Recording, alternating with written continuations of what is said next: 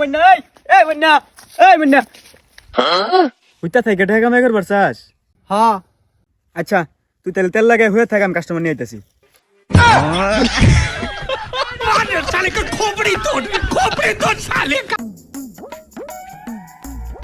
কিরে সাগর কই যাস রে? এই যে এক্সরে করবা খেতেছে। সাবধানে করিস ব্যথা দিস না